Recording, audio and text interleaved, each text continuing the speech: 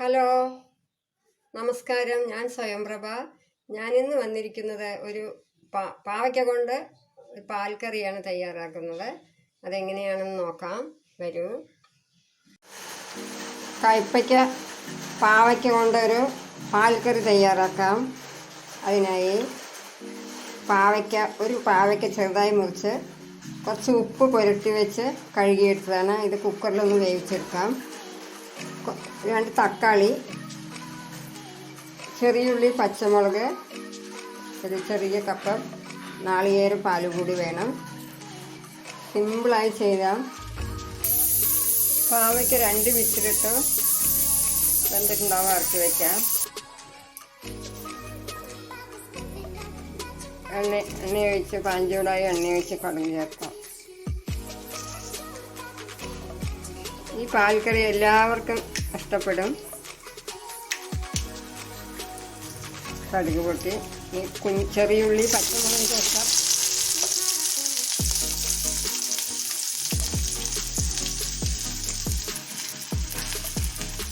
കുറച്ച് ഇഞ്ചി പേസ്റ്റാണ്, ഇഞ്ചി വെളുത്തുള്ളി പേസ്റ്റാണ്. മസാലയല്ല, അതുകൊണ്ട് അതുകൂടി ചേർക്കാം. ഉള്ളി മൂത്തിട്ടുണ്ട്. ഇനി നമുക്ക് തക്കാളി ചേർക്കാം.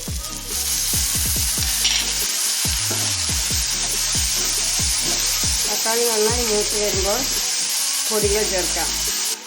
തക്കാളി ഒരുവിധം വാടിയിട്ടുണ്ട്. അതിലേക്ക് മഞ്ഞൾപ്പൊടി, മുളക് പൊടി, മല്ലിപ്പൊടി, മസാലപ്പൊടി ഇതെല്ലാം ആവശ്യാനുസരണം 1/2 സ്പൂൺ മതി. മല്ലി മാത്രം 1/2 സ്പൂൺ ചേർത്തു.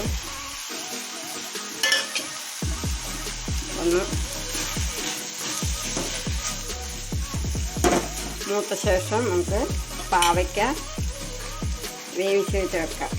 പൊടികളെല്ലാം മൂത്തിട്ടുണ്ട്. പാവയ്ക്ക ഉപ്പ് ചേർത്ത് വേവിച്ചതാണ്. നന്നായി ഇളക്കി ഇതിലെല്ലാം മുളക് പിടിച്ച ശേഷം നമുക്ക് നാളികേരപ്പാൽ ചേർക്കാം. നമ്മൾ കറിവേപ്പില ആഡ് ചെയ്യാൻ മറന്നുപോയി.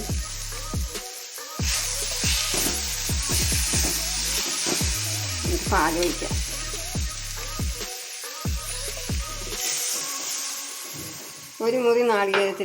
ഒരു മുറിയുടെ പകുതി നാളികേരത്തിൻ്റെ പാലാണ്.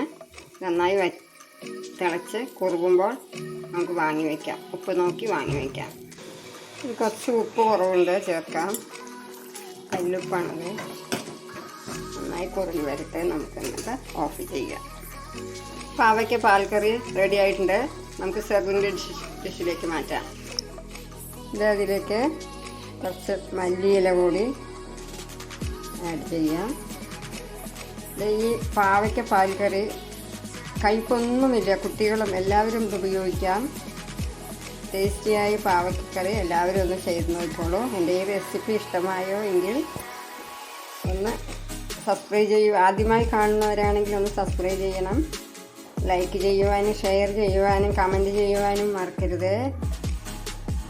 ബൈ.